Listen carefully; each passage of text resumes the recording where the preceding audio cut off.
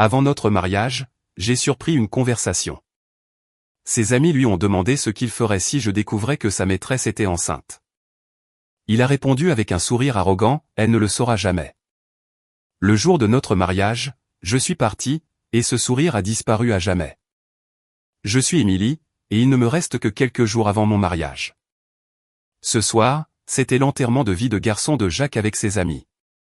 La neige tombait abondamment sur les Champs-Élysées, recouvrant les gratte-ciel de Paris d'un blanc froid.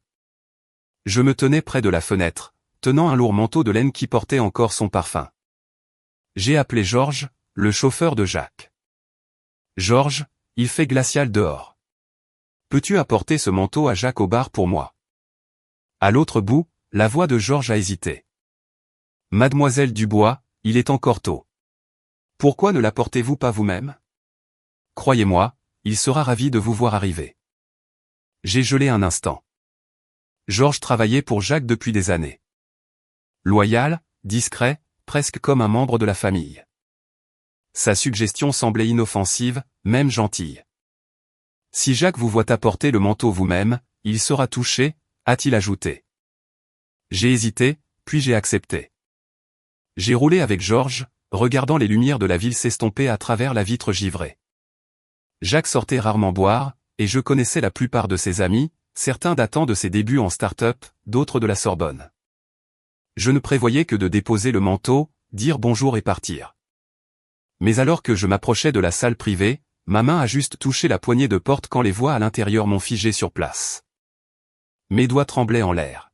« Allez, Jacques. » La voix de David résonnait clairement à travers la vitre. Décontracté mais comme un couteau. 2 semaines avant le mariage et Justine est enceinte. Comment vas-tu gérer les deux ? Mon cœur battait la chamade. J'ai cru mal entendre. Mais à travers la vitre embuée, j'ai vu Jacques lever son verre d'alcool. Ce sourire suffisant sur ce visage familier. Ça fait du bien, en fait. Des rires ont éclaté, me frappant les oreilles comme une gifle. C'est Jacques. Il a bâti un empire, rend Émilie heureuse, et s'amuse toujours à côté. Tout homme en rêve. David était assis dans le coin, souriant. Mais attention. Si Émilie le découvre, tu es fichu. Jacques a balayé l'idée, arrogant. Elle ne le saura pas. J'ai tout sous contrôle. Le rire a de nouveau éclaté, chaque mot me transperçant. Avec ton argent et ton statut, être lié à une seule femme est un tel gâchis. Justine est venue à toi, Jacques. Personne ne t'a forcé. Si quelqu'un te le sert sur un plateau, pourquoi refuser ? Puis une autre voix. Où est Justine d'ailleurs ? Que quelqu'un lui envoie un message pour qu'elle vienne ici. Justine ? Ce nom m'a frappé à l'estomac comme un coup de poing. La cadette de la Sorbonne que j'avais mentorée et fait entrer dans notre entreprise. Mon estomac s'est serré douloureusement, puis le bruit de talons a résonné dans le couloir. Je me suis vite caché derrière une colonne alors que la silhouette familière de Justine Hardy apparaissait. Elle est entrée dans la pièce et directement dans les bras de Jacques. Il l'a tenue, sa main posée sur son ventre. Le mouvement était si naturel, si habituel, que cela m'a suffoqué. Ses yeux se sont illuminés. Il fait glacial dehors. Pourquoi n'es-tu pas resté chez toi au chaud ? Justine a fait la moue. Je voulais te faire une surprise. Content ? Jacques a souri et l'a embrassé. Très content.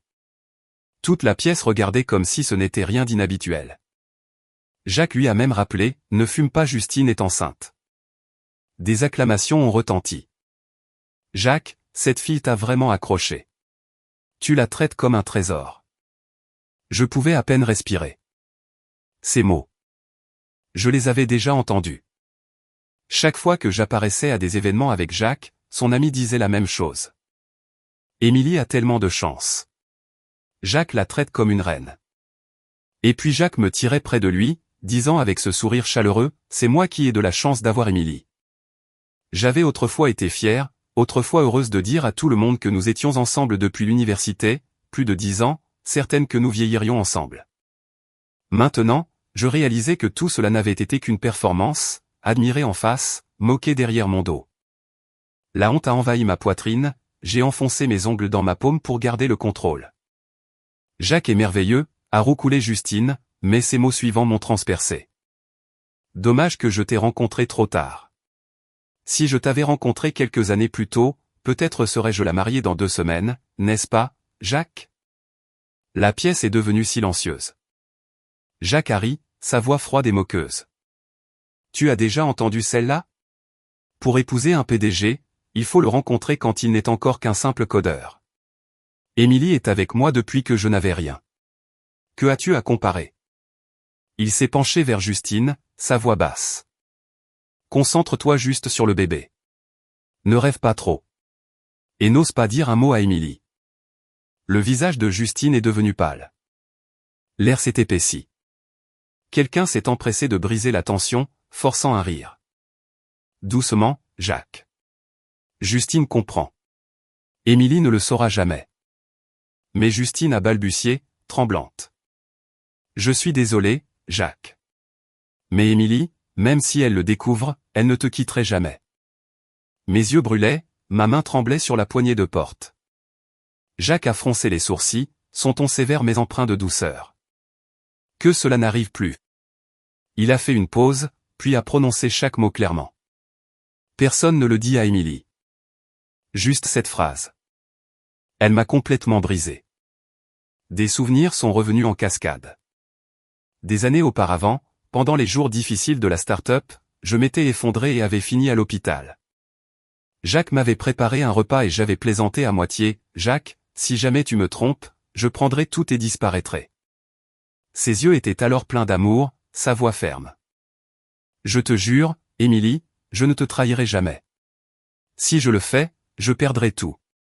L'argent, l'honneur, et toi. » Et maintenant, ces mots, autrefois un vœu, résonnaient de nouveau dans cette pièce comme un cruel rappel de combien il avait changé. J'ai chancelé dans les escaliers, mon estomac tordu de nausées montant comme une vague, comme si tout ce que j'avais entendu me submergeait. Dehors, la neige tombait épaisse et lourde. Chaque flocon blanc tourbillonnant dans le vent froid, ramenant de vieux souvenirs à mon esprit. La voix de Jacques d'il y a des années résonnait encore quelque part dans ma tête. Chaque promesse, chaque mot doux auquel j'avais autrefois cru si aveuglément. Émilie, quoi qu'il arrive, je l'affronterai avec toi. Tu n'es pas la fille qu'on abandonne. Tu es mon Émilie. Quand nous réussirons, je ferai le mariage du siècle pour que le monde entier soit témoin de notre amour. Émilie. Émilie. Mais à ce moment, tout s'est brisé. Ces promesses du passé ont été emportées par la neige, ne laissant que l'image de Jacques embrassant Justine devant ses amis. La trahison m'a submergé. Mes jambes ont perdu toute force. Je me suis effondré, tombant lourdement sur les marches gelées, glissant sur le porche enneigé. Georges s'est précipité de la voiture, les yeux pleins d'alarme. « Mademoiselle Dubois, vous allez bien ?» Je l'ai regardé et à ce moment-là, j'ai compris pourquoi il avait insisté pour que j'apporte le manteau moi-même. Il savait déjà. Ma voix s'est brisée, tremblante. Depuis combien de temps sont-ils ensemble, Georges? Il a évité mon regard, le visage tendu. Mademoiselle Dubois. J'ai mordu ma lèvre durement, me suis levé, et brossé la neige de ma robe. Merci, Georges. Je veux marcher seul. Allez-y. Derrière moi, l'homme que j'avais aimé pendant 10 ans tenait quelqu'un d'autre dans ses bras. J'ai marché dans la neige blanche, chaque pas lourd, mon esprit revivant tout ce qui avait été. J'ai grandi dans une petite ville de province où mes parents favorisaient mon jeune frère tandis que j'étais toujours invisible dans cette maison. Après le lycée, ils voulaient que je reste, que j'épouse un garçon du coin et que je vive ma vie à la ferme. Personne ne m'a encouragé à aller à l'université, mais j'étais déterminé.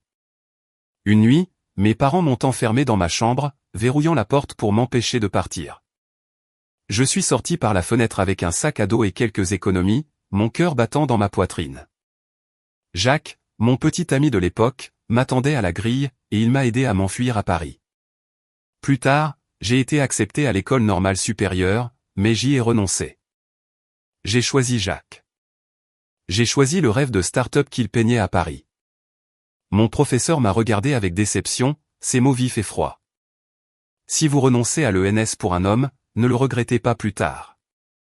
Je croyais que je ne le ferais jamais. Au début, nous nous sommes entassés dans un appartement en sous-sol à Belleville, vivant modestement, pas assez d'argent pour le chauffage. En hiver, nous nous enveloppions dans des couvertures, nous tenant l'un l'autre pour nous réchauffer. Les jours de pluie, l'eau inondait le sol. J'ai même plaisanté, Jacques, regarde. C'est comme si nous étions sur une plage de la Côte d'Azur. Il me tenait, les yeux fixes. Émilie, nous y arriverons.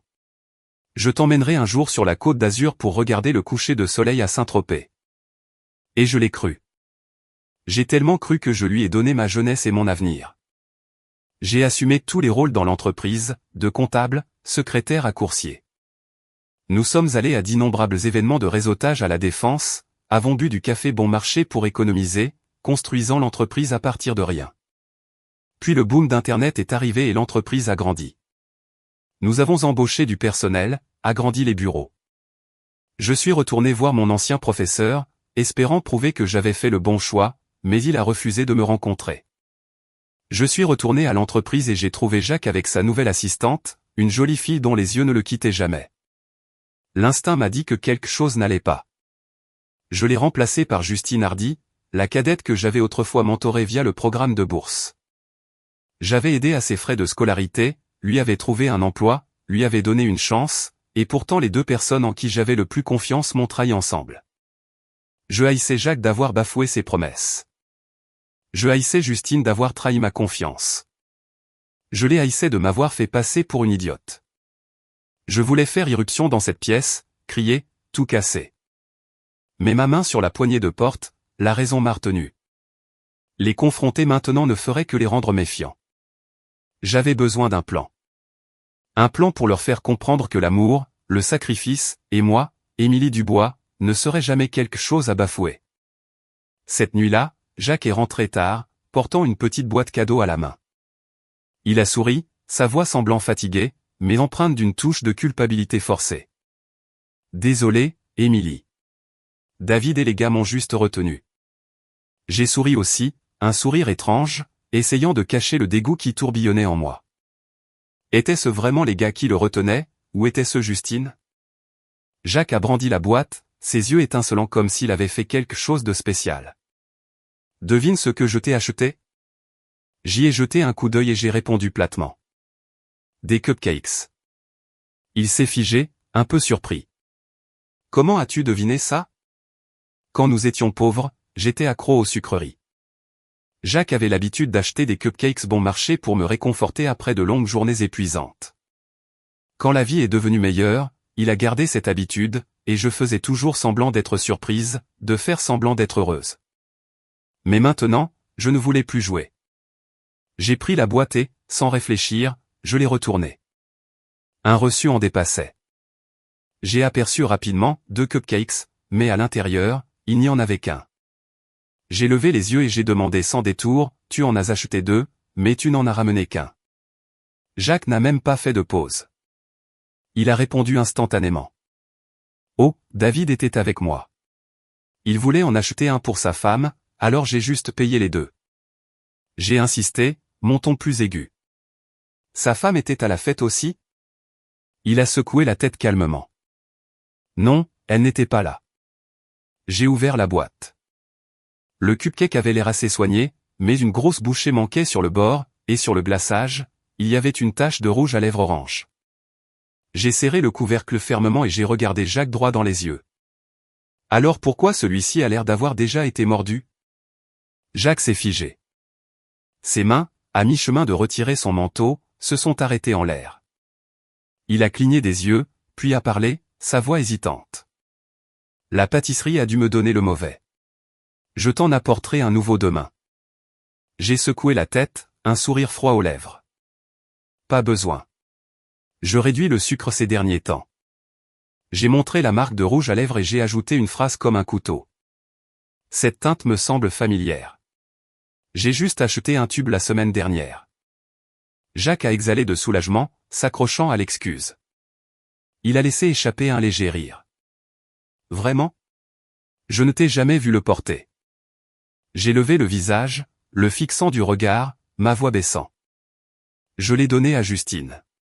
Pour moi, elle était comme une sœur. Je l'ai soutenue, j'ai payé ses frais de scolarité à la Sorbonne, je l'ai fait entrer dans l'entreprise. Pour moi, elle et toi étiez tous les deux de la famille. Si elle me trahit, ce n'est pas différent de toi qui me trahis. Jacques est resté silencieux un long moment, puis m'a serré la main fermement, sa voix. Jamais, Émilie. Tu t'imagines des choses. J'ai laissé échapper un léger rire, si faible qu'il ressemblait à un soupir. En t'entendant dire ça, je me sens rassuré. Mais à l'intérieur, j'étais gelé. Il avait eu la chance d'être honnête. Il a choisi de mentir, alors il ne devrait pas me blâmer. Tard dans la nuit, Jacques s'est agité, glissant silencieusement hors du lit. J'ai entrouvert les yeux et l'ai vu tenir son téléphone, sortant sur le balcon. Des chuchotements de colère ont traversé la porte vitrée, chaque mot comme une lame contre mes oreilles. Je suis resté immobile, j'ai fermé les yeux et j'ai fait semblant de dormir. Le lendemain matin, j'étais assise dans un bureau luxueux au cœur de la Défense, face à la femme connue comme l'une des meilleures avocates, Maître Dubois. Après avoir écouté tout ce que je lui avais raconté, elle s'est légèrement penchée en avant, sa voix ferme. Émilie, nous devons rassembler des preuves de l'infidélité de Jacques. C'est ainsi que vous protégerez vos droits lors du divorce et obtiendrez la meilleure indemnisation possible pour vous-même. J'ai hoché la tête, mes yeux se posant sur la fenêtre embuée où la rue enneigée en contrebas bruissait de circulation. Je ne veux pas que ça traîne. Ils ne valent plus mon temps ni mes émotions, ai-je dit, ma voix calme, bien que mon cœur bouillonne. Je savais trop bien que la douleur était comme un tourbillon capable d'entraîner quelqu'un dans un abîme sans fond, sans issue. J'ai continué, presque comme pour me le rappeler, j'ai assez d'actions et d'actifs pour vivre confortablement pour toujours. Dans 2 semaines, je déménagerai ailleurs. Mais avant cela, je veux liquider toutes mes possessions. Maître Dubois a haussé les sourcils, ses yeux brillants d'admiration mêlés de surprise, puis a esquissé un sourire confiant. Très bien, j'aurai l'accord prêt dans 3 jours, avec la preuve d'infidélité. Laissez-moi faire. Son ton assuré semblait réchauffer la pièce contre le froid hivernal. Mais alors que je commençais à rassembler mes affaires pour partir, mon téléphone a vibré. Une notification Instagram est apparue sur l'écran. C'était de Justine. Une photo d'elle dans une légère robe d'été blanche, son visage rayonnant, tandis que Jacques se penchait pour embrasser son ventre arrondi de femme enceinte. La légende sous la photo m'a coupé le souffle. Sœur Émilie, je sais que vous nous avez vus au bar. Je ne veux plus le cacher. Ce bébé est celui de Jacques. Nous sommes ensemble depuis plus d'1 an. J'ai figé. L'audace dépassait tout ce que j'avais imaginé. Un autre message a suivi, chaque mot me transperçant la poitrine. Tout le monde est au courant sauf toi. Il utilisait les voyages d'affaires comme excuse pour être avec moi. Je vais lui donner un enfant. Sa mère me chérit comme un bijou. Que as-tu de plus que moi? Tu as juste rencontré Jacques en premier. Je ne suis pas moins que toi. Mes mains tremblaient de manière incontrôlable. Impossible d'avoir des enfants. Ces mots ont rouvert une blessure que j'avais enfouie depuis 3 ans. Des souvenirs sont revenus en cascade, si vifs que je pouvais encore entendre l'eau clapoter sur le rivage. Cette nuit-là, Jacques avait imprudemment fait la course avec un partenaire commercial sur une route de montagne sinueuse. J'avais pleuré, le suppliant d'arrêter. Il n'avait pas écouté. Il avait gagné la course, mais la voiture avait plongé dans un lac gelé. J'avais sauté dans l'eau glacée pour le traîner jusqu'au rivage. Et c'est moi, la première à être portée sur la civière, qui avait perdu l'enfant qui commençait à peine à se former. Je me souviens de Jacques me tenant, plein de remords, jurant « Je serai toujours bon pour toi. Nous n'avons pas besoin d'enfants. T'avoir, c'est suffisant. » Maintenant, ces mots s'étaient transformés en cendres. Les larmes ont monté, mais je les ai ravalées. Et à ce moment-là, la porte s'est ouverte. Jacques est entré, le visage illuminé d'un sourire comme quelqu'un qui revient d'un autre monde. « Émilie, je suis rentré. » Il s'est figé à mi-chemin quand il a vu mes yeux rougis par les larmes. « Pourquoi pleures-tu » Il s'est précipité, me serrant fort dans ses bras, sa voix douce et apaisante. « Qu'est-ce qui s'est passé » J'ai pris une grande inspiration, stabilisant ma respiration. « Rien. Je viens de regarder un film. Un couple ensemble depuis 10 ans, mais il n'avait pas d'enfant. Et puis le mari l'a trompé et l'a quitté. » Jacques m'a serré plus fort, sa main caressant mes cheveux. « Cela n'arrivera jamais entre nous. Nous irons nous faire examiner à nouveau. Nous aurons des enfants. J'ai doucement secoué la tête. Je ne veux plus aller à l'hôpital. Il a immédiatement répondu, alors arrête. Nous n'avons pas besoin d'enfants. T'avoir, c'est suffisant. J'ai avalé la boule dans ma gorge, ma voix tremblante. Jacques, tu ne me trahiras pas, n'est-ce pas? J'ai peur qu'après le mariage, tu ne m'aimes plus. J'ai rapidement essuyé la larme sur ma joue. Je veux signer un contrat de mariage. Comme ça, je me sentirai plus sereine. Le bruit de l'eau murmurait dans la salle de bain, remplissant le silence de l'appartement. Sur la table, le téléphone de Jacques n'arrêtait pas de s'allumer. Appel après appel, message après message affluent. Tu me manques, Jacques. Accompagné d'une photo floue dans une lumière tamisée. Je n'y ai jeté qu'un coup d'œil. Mon cœur ne me faisait plus souffrir comme avant. Seule une froide vacuité demeurait. J'ai pris mon propre téléphone, suis sorti sur le balcon, et respiré l'air glacial et j'ai appelé Maître Dubois. Ma voix était si calme, cela m'a même surprise. Il a accepté de signer l'accord. Envoyez-moi le brouillon demain. Occupez-vous du reste après mon départ. La porte vitrée a glissé derrière moi. Jacques est apparu, ses cheveux mouillés dégoulinant sur ses épaules, une serviette drapée lâchement autour de son cou, ses yeux clignotant de surprise. Partir où? Signer quoi? Je me suis retourné, un sourire discret sur les lèvres. Maître Dubois est en train de rédiger le contrat de mariage. Jacques a ri comme s'il venait d'entendre quelque chose d'étrange. Tu as déjà trouvé une avocate? J'ai légèrement hoché la tête. L'année dernière, lors d'un de tes événements de réseautage, j'ai eu un problème juridique. Maître Dubois m'a aidé. Il a hoché la tête, puis sans hésitation, m'a serré dans ses bras. Si l'accord te fait te sentir en sécurité, je le signerai. Son souffle chaud a frôlé mon oreille, autrefois familier, mais maintenant seulement irritant. J'ai légèrement bougé, montrant son téléphone qui bourdonnait toujours sans fin. Ton téléphone n'arrête pas de sonner. Quelqu'un semble désespéré de te joindre. Jacques s'est raidi. J'ai vu sa main hésiter. Il a saisi le téléphone, faisant défiler rapidement l'écran. Quand il s'est retourné, sa voix était basse, empreinte de tension. Émilie, à l'instant, as-tu regardé mon téléphone? Je l'ai regardé directement, mon regard stable. Non. Pourquoi? Une pause. Puis il a expiré, forçant un rire. Juste des affaires de l'entreprise. Je devrais voyager dans quelques jours. Je ne serai de retour que juste avant le mariage. Ne te surmène pas, prends soin de toi. J'ai hoché la tête, souriant doucement, mais à l'intérieur, tout était déjà clair. Le lendemain, le contrat de mariage avec la signature de Jacques était entre mes mains. Il l'avait signé rapidement, le lisant à peine.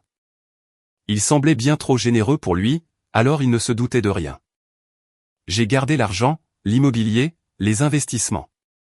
Il a pris les actions de l'entreprise, la chose qu'il pensait être tout. J'ai regardé cette signature familière sur la page, sentant que je venais de clore un chapitre. Cet après-midi-là, je suis tombé sur la story Instagram de Justine.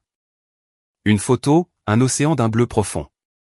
La légende, le paradis nous attend, ambiance Côte d'Azur. Elle l'avait dit pour que seul moi puisse le voir. Les jours suivants, ces stories débordaient d'images. Jacques et Justine regardant des couchers de soleil à Saint-Tropez, les mains entrelacées, les lèvres se touchant sous un ciel étoilé. C'était le voyage en Côte d'Azur que Jacques et moi nous étions autrefois promis pendant les nuits glaciales dans notre appartement en sous-sol. Maintenant, il lui appartenait. J'ai regardé ces photos et n'ai ressenti aucune douleur. Seul un goût amer et ironique demeurait. L'homme qui m'avait autrefois porté à travers les nuits inondées, qui avait promis de m'emmener un jour sur la Côte d'Azur, avait complètement disparu. J'ai commencé à vider les lieux. J'ai rencontré des agents immobiliers, signé des papiers, vendant chaque maison et terrain à mon nom. J'ai engagé des déménageurs, emballé mes affaires, puis donné tout ce que j'avais autrefois eu tant de mal à collectionner. Dans mon bureau, j'ai ouvert un épais album photo rempli de clichés de l'université, des années difficiles de la start-up, des nuits où nous nous tenions serrés, affamés. Je l'ai placé dans un plateau en métal et j'ai allumé une flamme. Le feu a rugi, dévorant chaque sourire, chaque souvenir, chaque promesse. Alors que les cendres tombaient, je n'ai vu qu'une chose, la liberté. La veille du mariage, Jacques est rentré à la maison, l'air excité comme un enfant qui venait de recevoir un cadeau. Mais dès qu'il a franchi la porte de l'appartement, il s'est figé. La pièce était vide, chaque objet familier disparu comme s'il n'avait jamais existé. Il a froncé les sourcils, sa voix tendue. On s'est fait cambrioler? Je me suis tenu dans le vide froid, haussant les épaules calmement. Nous allons bientôt nous marier, alors j'ai vidé les vieilles affaires et j'ai acheté de nouvelles choses avec ta carte. Tu as été tellement occupé par tes voyages d'affaires que tu n'as même pas pu m'appeler une seule fois. Il a exhalé, un sourire forcé revenant, couvrant l'éclair d'inquiétude. Désolé, Émilie. Le travail était accablant. Achète tout ce que tu veux. Mon argent est ton argent. J'ai souri faiblement, le genre de sourire qui n'atteint jamais les yeux. Il y a encore beaucoup à faire demain. Repose-toi. Jacques s'est approché, a embrassé mon front, ses yeux débordant de confiance. Je ferai ce que tu dis, ma future épouse. Je suis restée silencieuse, mais à l'intérieur la nausée est de nouveau montée. J'avais autrefois été impatiente de préparer ce mariage, autrefois choisi soigneusement l'éclairage de la scène, méticuleusement écrit chaque nom sur la liste des invités, chéri la robe de mariée dans sa boîte en verre. Mais maintenant, tout cela n'était rien de plus qu'un rideau cachant le piège que j'avais tendu. J'avais invité des partenaires commerciaux, des amis et même la presse, non pas pour être témoins de notre amour, mais pour s'assurer qu'il y aurait un public complet lorsque le spectacle s'effondrerait. Dans le salon d'habillage des mariés, j'étais assise devant le miroir, mon visage couvert d'une couche lisse de poudre. Mon téléphone a vibré. Un message Instagram de Justine. Une photo provocante avec des mots dégoulinants d'arrogance. J'ai souri, cette fois non pas avec amertume, mais avec liberté. Je me suis tourné vers Maître Dubois, l'avocate qui m'avait soutenu ces derniers jours. Ce qui suit, je vous le laisse. Elle a fait un léger signe de tête, ses yeux stables. Tout est prêt. La wedding planée s'est précipitée, sa voix pressée. Mademoiselle Dubois, il est temps de mettre votre robe. Je me suis levé, mais je n'ai pas pris le chemin menant à l'hôtel. J'ai tourné dans un couloir latéral, entrant discrètement dans l'ascenseur qui menait à l'étage le plus bas de l'hôtel. Alors que les portes se fermaient, j'ai sorti ma carte SIM et l'ai jetée dans la poubelle en acier froid. Un cliquetis sec a résonné. Le point final sur les 10 dernières années. Dehors, le vent froid de Paris a frappé mon visage, portant avec lui la promesse d'un nouveau départ. J'ai ouvert la portière de la voiture et j'ai roulé droit vers l'aéroport de Roissy-Charles de Gaulle. Derrière moi. Jacques et Justine croyaient toujours qu'ils avaient gagné, que je serais sous les lumières du mariage, enseveli sous le maquillage et la dentelle blanche. Mais bientôt, ils apprendraient le vrai prix de la trahison. Quelques mois plus tard, assise sous les anciennes arches de Nice, perdue dans des croquis architecturaux, j'ai reçu un appel de Maître Dubois. Sa voix est passée clairement sur la ligne, se mêlant au son des cloches de l'église au loin. Après votre départ, nous avons diffusé les preuves d'infidélité de Jacques sur grand écran. Les médias sont devenus fous. Les gens pensaient assister à un mariage pour finalement regarder un spectacle. J'ai plissé les yeux sous le soleil d'été, le coin de mes lèvres se retroussant en un sourire. C'était peu professionnel de votre part, ai-je dit, à moitié en plaisantant, bien qu'un poids se soit levé en moi. Maître Dubois a doucement ri. Vous entendre rire me rassure. Vous allez bien? J'ai jeté les yeux vers la vaste mer bleue, le soleil dansant sur les vagues. Mieux que jamais. Je n'avais jamais su que le monde pouvait être si beau.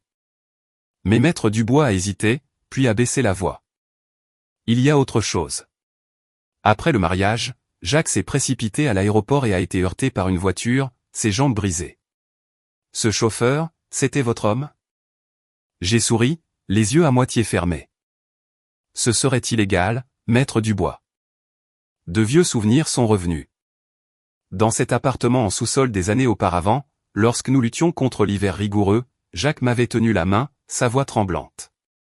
Si jamais je te trahis, je perdrai tout. L'argent, la santé, et toi. C'était peut-être la seule promesse qu'il ait réellement tenue. Maître Dubois a poursuivi, sa voix tranchante. L'entreprise s'effondre. L'opinion publique les écrase. L'introduction en bourse a échoué. Vous ne voulez pas revenir. J'ai légèrement secoué la tête, bien qu'elle ne puisse pas le voir. Ce n'est plus mon entreprise. Je ne veux plus revoir ces gens.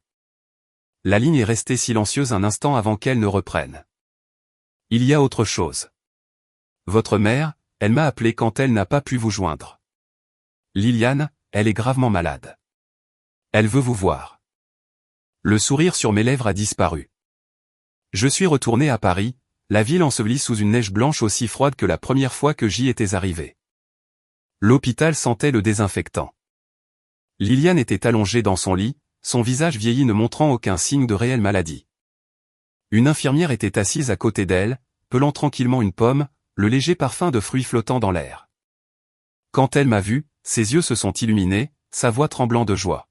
« Émilie, tu es de retour. » Mais avant que je puisse dire un mot, son visage s'est assombri, son ton devenant un reproche. « J'ai entendu dire que tu t'étais enfui le jour de ton mariage. Comment as-tu pu humilier Jacques comme ça ? Pas un seul mot d'inquiétude, pas une seule question sur ma vie, seulement des reproches. » J'ai pris une longue inspiration, ma voix baissant. « Maman, Jacques m'a trompé et a mis quelqu'un d'autre enceinte. » Elle s'est figée un instant, puis a froncé les sourcils, agitant la main d'agacement. « Les hommes s'égarent parfois, Émilie. Tant qu'ils t'aiment toujours et qu'ils pourvoient à tes besoins, tu dois apprendre à pardonner. » Je suis resté immobile, ma poitrine devenant froide. « Jacques t'a dit de me rappeler, n'est-ce pas ?» Liliane a chancelé, agrippant ma main. Son ton teinté d'urgence. « Je ne veux que ce qu'il y a de mieux pour toi. Une femme a besoin d'un homme sur qui compter. Jacques connaît ton passé. Il t'aime. Tu ne trouveras personne de mieux que lui. » J'ai retiré ma main, chaque doigt glacial au toucher. Je me suis retourné et suis sorti, mes pas résonnant dans le couloir blanc et austère. Derrière moi, sa voix fragile a appelé, désespérée, « Émilie. Émilie. » Mais je n'ai pas regardé en arrière. L'appel rauque de Liliane a résonné derrière moi, me faisant figer, et les souvenirs d'enfance sont revenus en cascade comme un vent froid me frappant la poitrine. Je me souvenais avoir grandi dans une minuscule ville de province où chaque repas tournait autour de mon jeune frère. Mes parents le voyaient comme leur seul espoir, tandis que j'étais juste la fille mentionnée comme une ombre. Chaque fois que j'essayais de réaliser quelque chose, leurs yeux restaient indifférents, pour ensuite se tourner et louer mon frère. J'ai progressivement compris que dans cette maison, ma valeur était mesurée uniquement par mon obéissance. Après le lycée, ils voulaient que je reste, que j'épouse un homme du coin, que je travaille dans les champs de maïs comme une ouvrière invisible. L'université ? Ils n'en ont jamais parlé, sauf avec une phrase moqueuse, une fille inutile. À quoi bon étudier ? Mais j'ai refusé. J'aspirais à une autre vie, une vie où je pourrais choisir et être entendu. Je me souviens vivement de cette nuit fatidique. Ils ont verrouillé la porte, me piégeant dans cette pièce étouffante, pensant qu'ils pourraient enfermer mes rêves. J'ai tremblé en sortant par la fenêtre, mes mains saignant à force de serrer les barres de fer froides, le dos de ma chemise se déchirant contre des crochets rouillés. Dans mon sac à dos usé, il n'y avait que quelques vêtements froissés et un peu d'argent économisé. Mon cœur battait la chamade. Chaque pas dans le vent de la ville sombre, motivé par une seule pensée, si je restais, ma vie serait enterrée ici pour toujours. Et Jacques m'attendait là. J'ai éclaté en sanglots, lui racontant tout, le favoritisme de mes parents, le sentiment d'être mise de côté, la peur que toute ma vie ne se résume à n'être qu'un accessoire dans une famille qui ne m'avait jamais vraiment vu. Il m'a serré dans ses bras, sa main chaude sur mon épaule, murmurant « N'aie pas peur. Je serai toujours avec toi. » À ce moment-là, ces mots ont été comme une bouée de sauvetage. À travers mes respirations saccadées, j'ai lâché « Jacques, je veux changer de nom. Je ne veux plus être Martine. » Je ne voulais plus porter le nom que mes parents avaient transformé en entrave. Jacques a souri, a serré ma main fort. « Tu n'es pas Martine. Tu es Émilie. Mon Émilie. » Et je l'ai cru. J'y ai tellement cru que j'ai placé toute ma confiance, mon salut et mon avenir entre ses mains. Je lui ai tout raconté de mon passé, la douleur que je n'avais jamais osé partager avec personne d'autre. Je pensais qu'il me protégerait.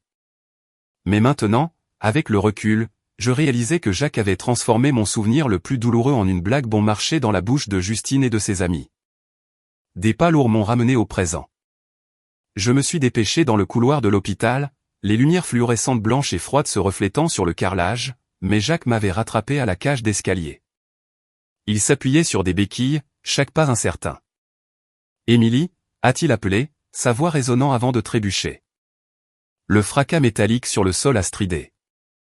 Tout le monde dans le couloir s'est retourné, leurs yeux remplis de curiosité. Il a grimacé de douleur, mais s'est tout de même forcé à se rapprocher de moi. Je me suis arrêté, ma voix froide comme la glace. « Dites-le vite. Je n'ai pas le temps. » Le visage de Jacques était pâle, la sueur perlait sur sa tempe. « Je suis désolé, Émilie. Je ne veux pas te perdre. » J'ai fermé les yeux, mon corps tremblant de dégoût. « Ne veux pas me perdre ? Mais tu as mis Justine enceinte et maintenant tu demandes pardon. Quelle sorte de femme crois-tu que je suis ? Ce n'est pas comme ça. » Sa voix était rauque, luttant pour ravaler sa honte. « Justine, elle m'a rappelé toi. » J'ai laissé échapper un rire amer, le son coupant comme une lame. « Je suis là, Jacques. En quoi lui ressemble-t-elle ? » Il était sans voix, les lèvres bougeant, mais aucun mot ne sortait. Je me suis rapproché, ma voix perçante, chaque mot délibéré. « Si tu avais eu le courage d'admettre ta trahison, je t'aurais plus respecté. Cette lâcheté ne fait que me dégoûter. » Je me suis détourné, mes talons claquant sur le sol avec une froide finalité. Mais j'ai ensuite marqué une pause, regardant dans ses yeux désespérés. « Arrête d'utiliser ma mère. Me tromper une fois suffisait. » Je suis parti, laissant son souffle rauque derrière moi. Cette nuit-là, j'ai supprimé le numéro de Liliane. Pendant des années, j'avais pensé qu'elle m'aimait aussi, juste un peu moins que mon frère. Mais maintenant, je comprenais qu'elle n'aimait que l'idée d'un gendre parfait, pas moi. Cet amour n'avait jamais été le mien. Désormais, je m'aimerais pour la toute première fois après tout. La forte neige a retardé tous les vols, et j'ai été forcé de réserver un hôtel près de l'aéroport. Alors que j'entrais dans le hall, j'ai vu Jacques assis là, pitoyable dans une blouse de patient, ses yeux creux comme si toute vie s'était drainée de lui. La réceptionniste a discrètement demandé si je voulais l'approcher, mais j'ai secoué la tête. Un patient a besoin d'un médecin, pas de moi. Je me suis détourné, mon cœur ne tremblant plus comme avant, seulement une froide vacuité s'étendant en ma poitrine. Cette nuit-là, on a frappé à la porte. Quand j'ai ouvert, Madame Duval, la mère de Jacques, se tenait là, frissonnant dans le vent glacial. Je ne pouvais pas laisser une femme âgée dehors dans la neige, alors je l'ai invitée à entrer et lui ai versé une tasse de thé chaud. Elle semblait fragile, ses cheveux gris en désordre, sa voix tremblante. « Émilie, Jacques n'a pas mangé ni dormi depuis que tu es parti. Il s'est effondré chaque jour. » Je l'ai regardé droit dans les yeux, ma voix calme. Il a choisi ce chemin lui-même. Elle a serré ma main, ses yeux suppliants. Jacques a eu tort. Je lui ai dit d'en finir avec Justine. Tout peut redevenir comme avant, n'est-ce pas? J'ai retiré ma main, chaque doigt gelé. Elle a persisté. Jacques est le pilier de cette famille. Si vous ne lui pardonnez pas, l'entreprise s'effondrera et nous perdrons toute notre réputation et notre stabilité. J'ai avalé difficilement, ma voix coupante comme une lame. Pardonner? Après 10 ans d'amour, la perte d'un enfant et cette trahison éhontée, comment suis-je censé pardonner? Si je pardonne, alors ma vie n'a aucun sens. Je serai à jamais cette fille inutile que mes parents ont autrefois méprisée. Mais je ne vivrai plus comme ça. Je suis Émilie. Madame Duval a éclaté en sanglots, suppliant. Si vous ne pouvez pas lui pardonner, au moins, persuadez-le d'aller à l'hôpital. La tempête de neige est trop forte. Il ne survivra pas. J'ai soupiré et hoché la tête. Pas pour Jacques, mais pour elle. Après tout, il y a eu des moments où elle m'a mieux traité que mes propres parents. Quand Jacques m'a vu, ses yeux se sont illuminés comme s'il avait trouvé le salut. Émilie, tu es venue. Il a montré sa jambe dans le plâtre, sa voix tremblante. Même quand je suis si brisé, tu es toujours là. Il a commencé à se souvenir des premières années de la start-up. Les nuits où je faisais de la soupe quand il était ivre. Les fois où j'ai signé des contrats dans la neige pour sauver l'entreprise. Les promesses de vieillir ensemble. J'ai serré le poing, le coupant. Assez. Tu m'as donné les pires années et la gloire à Justine. Quel droit as-tu d'évoquer le passé? Je l'ai regardé droit dans les yeux, ma voix ferme. Je suis venu ici pour ta mère, pas pour toi. Tu m'as trahi. Je me suis battu. Une fois que je t'aurai fait entrer à l'hôpital, nous serons quittes. À l'hôpital, alors qu'une infirmière poussait son fauteuil roulant, Jacques m'a soudainement attrapé la manche, les yeux rouges, murmurant « Je suis désolé, Émilie ». J'ai laissé échapper un rire amer, et secoué sa main et suis parti sans regarder en arrière. Dans le couloir, Justine attendait, une main sur son ventre, les lèvres peintes en pâle, mais ses yeux toujours brillants d'arrogance. « Émilie, cette fois j'ai gagné. » Je l'ai regardé droit dans les yeux, ma voix glaciale. « Oui, tu as gagné. Un homme avec une jambe cassée et une entreprise au bord de l'effondrement. Félicitations. » Justine a hésité, son visage pâlissant, mais a essayé de s'accrocher. Jacques se relèvera. Je suis passé devant elle, ne laissant qu'une dernière phrase comme une lame finale. J'espère que tu es assez patiente pour attendre. Le jour de mon départ, la neige s'est arrêtée, révélant des rues humides scintillant sous les lampadaires jaunes. À l'aéroport, j'ai vu mon ancien professeur, celui qui s'était détourné quand j'avais abandonné le NS, maintenant assis dans un fauteuil roulant, sa femme à ses côtés. Son visage s'est illuminé quand il m'a vu, ses yeux brillants comme ils l'avaient autrefois été. J'ai entendu dire que vous preniez l'avion aujourd'hui, alors nous sommes venus vous dire au revoir. J'avais retenu mes larmes à travers toutes les trahisons et la douleur, mais ces mots m'ont brisé, des larmes chaudes coulant sur l'air froid. Sa femme a demandé doucement, « Pourquoi pleurez-vous » Il a répondu pour moi, sa voix douce comme le vent de printemps. L'hiver est passé et la brise printanière pique les yeux. Nous nous sommes assis dans un petit Starbucks dans le hall de départ. Il a posé sa main sur la table, ses yeux gentils mais tristes. Quand vous avez refusé le NS, j'ai été trop dur. J'ai secoué la tête, souriant à travers les larmes. Non, vous aviez raison. J'étais trop naïve. Il a secoué lentement la tête, parlant avec précaution. La vie est une série d'épreuves. La douleur que vous avez endurée était le prix de la croissance. Vous êtes encore jeune. Il est temps de recommencer. Quand l'avion a décollé, fendant le ciel gris lourd, j'ai regardé par la fenêtre et j'ai vu la neige de Paris fondre, laissant place à de minces rayons de soleil se déversant sur les rues.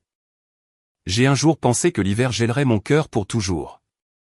Mais en vérité, le printemps était arrivé, silencieux, patient, portant la promesse de l'éclosion. Et j'ai murmuré, comme une fin finale à tout. Chaque hiver passe et le printemps vient toujours, apportant la chance de recommencer. J'ai choisi la liberté pour moi.